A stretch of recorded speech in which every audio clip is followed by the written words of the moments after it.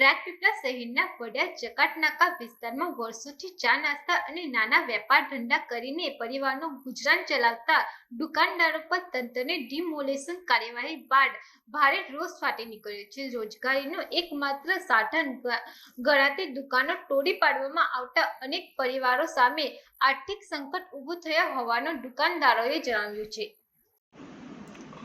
રાજપીપળાના વડિયા જકાતનાકા વિસ્તારમાં વર્ષોથી વેપાર કરતા દુકાનદારોની દુકાનો તોડી પાડવામાં આવતા ભારે રોષ ફેલાયો છે। દુકાનદારોનો આક્ષેપ છે કે નોટિસમાં સ્પષ્ટ તારીખનો ઉલ્લેખ કર્યા વિના માત્ર 6 દિવસમાં ડિમોલેશન કાર્યવાહી કરવામાં આવી હતી, જેના કારણે અનેક પરિવારોની રોજીરોટી છીનવાઈ ગઈ છે। રોષે ભરાયેલા દુકાનદારોએ વાવડી ખાતે છોટા ઉદેપુરના સાંસદ જશુભાઈ રાઠવાને આવેદનપત્ર આપી દુકાનો ફરી શરૂ કરાવવા રજૂઆત કરી હતી। દુકાનદારોએ ચેતવણી આપી છે કે જો 2 દિવસમાં યોગ્ય ઉકેલ નહીં આવે તો તેઓ કલેક્ટર કચેરીએ આમરણાંત ઉપવાસ આંદોલન શરૂ કરશે। હાલ આ મુદ્દો સમગ્ર વિસ્તારમાં ચર્ચાનો વિષય બન્યો છે। વિડીયો જર્નાલિસ્ટ સર્જન વસાવા સાથે સત્યા ટીવી ન્યૂઝ ડેડિયાપાડા। અશોકભાઈ છે, અમે 15-20 વર્ષથી ધંધો કરીએ છીએ જકાતનાકા ચોકડી પર, અને અચાનક આવીને નોટિસ આપીને 6 દિવસની અંદર ખાલી કરાવ્યો મને। એની માટે અમે સાંસદ સાહેબને રજૂ કરવા આવ્યા હતા।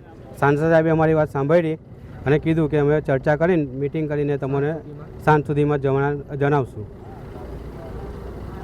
અમારી માંગણી સાહેબ એવું છે કે અમારો રોજગાર રહે, જગ્યા અમને જે બાંધકામ કર્યું છે એની કરતાં અમે ઓછું બાંધીને એ કરશું, પણ જગ્યા અમને બાંધકામ આપો, કારણ કે અમારી એ જ રોજીરોટી છે।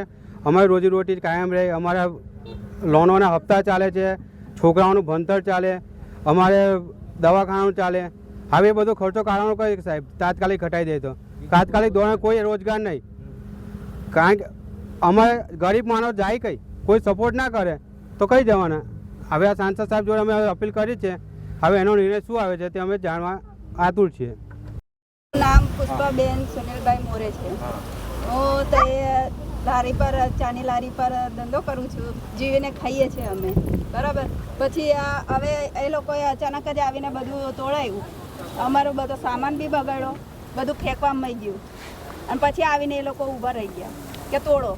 હવે કે અમારો એટલું બધું નુકસાન થયું, મારે ઘરની લોન ચલાવવી પડે, બધું જ ચલાવવું પડે ઘરનું।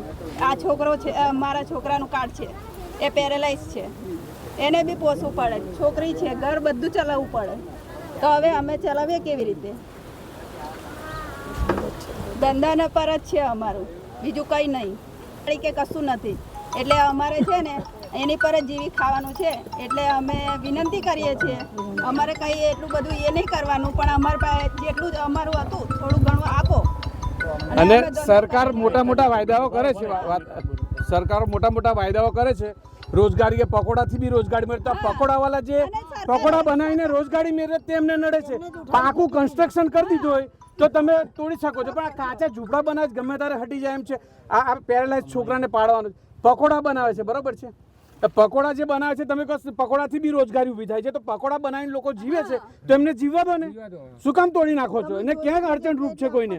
તમે આજે બધા આજે બધે બિલ્ડરો મોટું મોટું બધું દબાણ કરી લે તો ત્યાં કશું બોલતા નથી તમે, ને આ ભજીયાની લારી હોય, કોઈની ચાની લારી હોય, કોઈની નાસ્તા પાણીની લારી હોય, તે તોડીને તમને શું આનંદ મળે છે? એમ આમ કે સરકાર એવું કહે છે કે રોજગાર છે, પકોડામાં બી રોજગાર છે, તો એ પકોડા બનાવે તેમને શું કા તમે તોડો છો?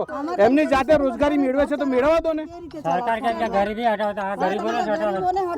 ને સરકારનો નિયમ ગરીબી હટાવવાનો નથી, ગરીબોને હટાવવાનો છે।